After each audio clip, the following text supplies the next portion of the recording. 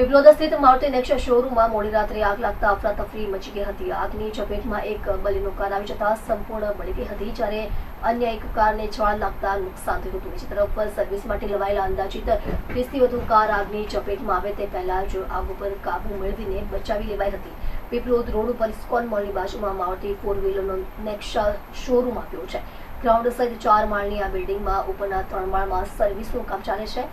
બીજા માળ ઉપર ઇલેક્ટ્રિક ડકની લાઇનમાં અચાનક શોર્ટ સર્કિટ થયું હતું અને ત્યાંથી આગની શરૂઆત થઈ હતી। ધીમે ધીમે આગ વકરતા બાજુમાં જ સર્વિસ માટે આવેલી બલેનો કારમાં આગ લાગી હતી અને આ કાર સંપૂર્ણ બળીને રાખ થઈ ગઈ હતી। તેની બાજુમાં જ અન્ય એક મારુતિની કાર હતી।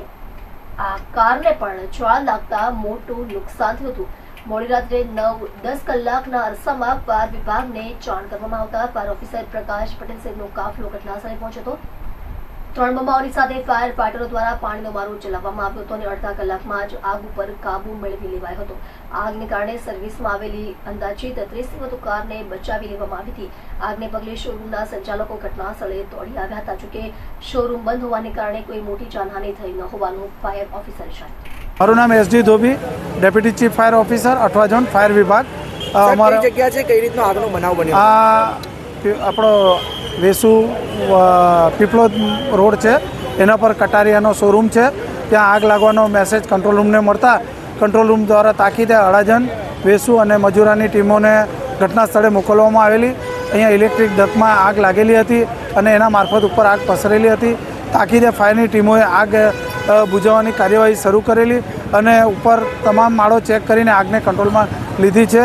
અને સાંજનો સમય હોય, બધા કોઈ પણ સ્ટાફ અહીંયા હાજર નહોતો, એટલે અત્યાર સુધી કોઈ પણ જાનહાનિની સંખ્યા મળેલ નથી। કેટલા માળ સુધી આગનો બનાવ ફેલાયો હતો? આગ 3જા માળ સુધી હતી અને અત્યારે અમારી ટીમો અંદર ઓલરેડી કામગીરી કરી જ રહી છે।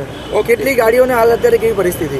અત્યારે ફાયરની 5 થી 6 ટીમો અલગ અલગ મોકલવામાં આવેલી હતી અને એ જેમ જેમ આગ કંટ્રોલમાં આવે છે એને પરત